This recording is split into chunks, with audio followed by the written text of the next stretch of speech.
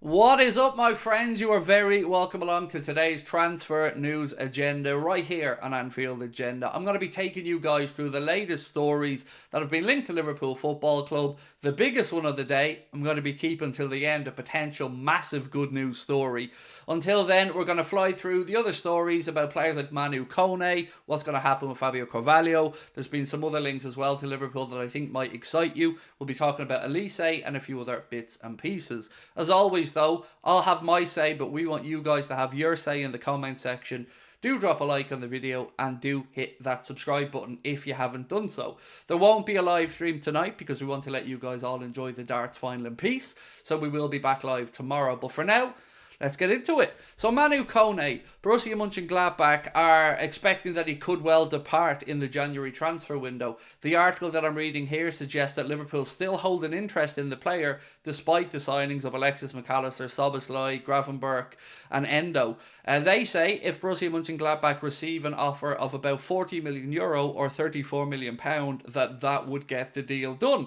So I guess the question I have is, do you guys think we are still in the market for a midfielder of a defensive variety, or do you think this is just flogging a dead horse to get clicks, basically? I don't know, because I don't know how strong that interest in Manu Kone was last summer before, of course, he picked up the injury with France in the under-21 Euros. So I would be sceptical about it, and I would also suggest that there are probably better options for us if we do need a midfielder. So I'm going to move on, but I am interested in your thoughts. And Nat Phillips. So as we know, Nat Phillips' loan spell at Celtic's come to an end. He's going to be coming back to Liverpool. But the question is, what next? Where does he go? He hasn't really done overly well at Celtic, which makes me feel like, look, if he hasn't set the world on fire up there, is he really good enough for Liverpool to keep around as an option? Well, yes, he's done okay in the past, but I feel like this is the cheapskate option for us if that's the way we're going to go. If we're going to be told no centre-back coming in because Liverpool either have somebody they want bringing in the summer or that they think that Nat Phillips could do a job, I'm sorry, it's just cheapskating again from our owners and stubbornness potentially from our manager. I'm a little less annoyed on the managerial side because if indeed Klopp does have a target that is definitely, let's say Mark Gay from Palace as an example, if he's definitely not available through the summer, fair enough, but I don't think Nat Phillips is going to solve any issues for us. I just don't. And also, I want Nat to go and play. I want them to be able to actually put down roots and start a career properly. So let's see what happens, but I don't think he's a solution at Liverpool personally. Michael Elise.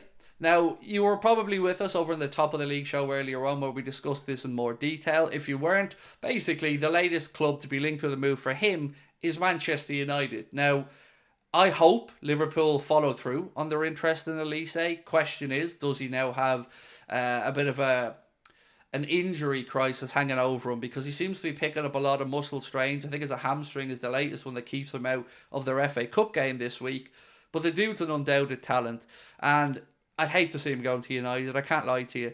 I don't know if we need to bring in another forward, and that's where the end of this video will come in, where we speak about Mohamed Salah's situation. But if we are in the market, I'd like to see us try and get him before Manchester United get their mitts on him. Now, from what we're able to garner from reading the media reports, he does have a release clause in his new Palace contract. I don't know what that number is, but I do know that that release clause doesn't come into effect until next summer. So if Man United or anybody else wanted to take him out of Palace in January, I guess they're going to have to pony up a lot of cash, because I would suggest it'll be more than that release clause is going to be in the summer. So, also, one bit of good news around Virgil van Dijk is he's been named in the FIFA Pro men's squad for 2023. The only Liverpool player to feature in there. You look through some of those inclusions and makes your mind boggle. But look, I'm looking at it from the good news side from Virg, so congratulations to him on that one.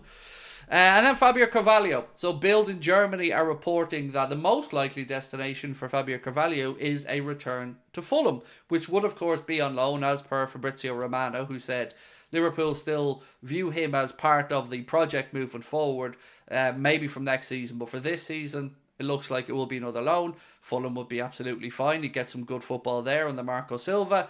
Maybe it's Forest under Nuno. Maybe it's the Championship with Leicester City or Southampton. All good clubs that I think could bring on some confidence for Fabio Carvalho. So let's wait and see what happens there. But as I said, reports coming out of Bild in Germany are that he is potentially going back to Fulham. So now the good news story. The one that I'm a bit sceptical to talk about, because this is one that isn't my story. It's not a friend of mine's story. You've probably seen it already. But there is a report, I think it's come from Stephen Kay, is that the dude's name? Who suggests that Mohamed Salah is leaning towards signing a contract extension at Liverpool. Now, there's a couple of things about this story that, of course, both excite me and also have me curious. So, if he signs a contract extension at Liverpool, brilliant. I think we're all happy with that. But I would ask where the information comes from, because we've not seen any indication that Liverpool are in talks with Mo about it. There hasn't been many leaks about that but I'm absolutely open to the fact that this could be a very hush-hush situation. No problem with that either. So I hope it's true. I think we'd all love Mo to sign a new contract, but this seems to suggest that it's Mo that's making the decision rather than the club. So maybe it's a situation like we've had with Klopp, where the club are always willing to offer him a new deal if indeed he wants it, but they don't want to push boundaries if the player has other options. I don't know. I hope it's true. I'd love it to be true. If he signed on, I'm thinking, be very unusual from signing just a 1 year extension. So as we know, he's got 1 year to go at the end of this year, and players usually look for that additional year. So will it be a 1 year with an option for the club for another? Will it be a 2 year extension? I don't know. And also, I'm very intrigued to see the wage side of this, because players usually want a pay rise to get an extension. From me, I don't know if a pay rise is good business from Liverpool here. What he's on now, I feel, is very fair, and his output is still good numbers-wise for goals and assists, so I've no issues if he stays on a similar money. But I wouldn't want Liverpool to be making a huge jump in wages here for Mo.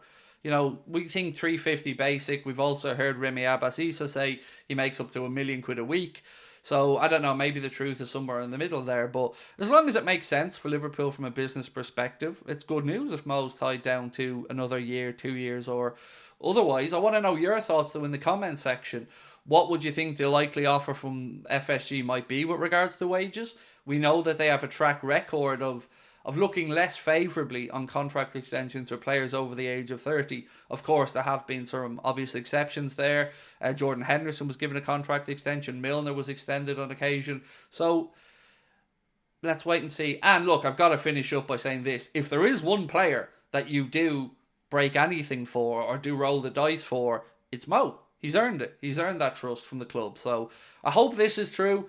I don't want to get too excited about it yet, because, of course, until we get more, I don't want to say more credible, because I feel like that's unfair, but until we get more solid sources on this one, I would look at it as a positive, but with a pinch of salt. You know, I wouldn't be going all in just yet, but fingers crossed we do get that news, because it would be amazing if he did sign a contract extension. And as I said all along, I just want to know one way or the other by the summertime what way this situation is going to pan out, because if Liverpool do need to start planning for life without Mo, well, they need to start planning. If we don't need to, then we can all take a big sigh of relief and just look forward to another few years of the man burying goals and smashing records. So, that's it from me. Now it's over to you guys. Let me know your thoughts on the centre-back situation. Do you want Liverpool to be active in this market around that? Do you think the Anthony Robinson link to Fulham, which we spoke about yesterday, where basically the article said Liverpool will only be in from if another club try to get in there in January, if not, something we could look at in the summer. But I do feel like we're in a position where the league title is there for us this season. It may be there in a year's time, it may be there in 2 years' time, or it may not. But what we know for certainty is that right now, we're top of the league table. We've got a bit of a march on City, a couple of points ahead if you win the game in hand, 5 points over Arsenal. We need to put our best foot forward, and to do that, we need to go out and strengthen defensively, in my opinion, in January, and not roll the dice on no injuries or bad form. We need to give ourselves the best chance. The title race is there. The title's there to be won. I want to see Liverpool go and do it. So I hope we don't get the usual kicking the can down the road next summer. We can win a title this year. We can win the Europa League this year. We're in a good position to do it. It's on FSG and hopefully Klopp to get this done and get it over the line, because these opportunities might not be there down the line. Manchester City could come back stronger next year. Arsenal could have another big window. Right now, we're top of the pile. It's on us. It's in our own hands is basically what I'm trying to say. So I hope Liverpool go out and strengthen, because it's something that I think will anger a lot of us. If we end up losing a league title by a couple of points or because of an injury crisis, a centre back or full back, I think we'll all be asking what if yet again. And that's something I just don't want to happen on the Jurgen. I want him to have that trophy haul when he finishes up. So that's my say. Now it's over to you guys. Look forward to reading your comments. If you're going to watch the darts tonight, enjoy it as well. Best of luck to both guys in the final. And we'll talk to you tomorrow. Bye-bye.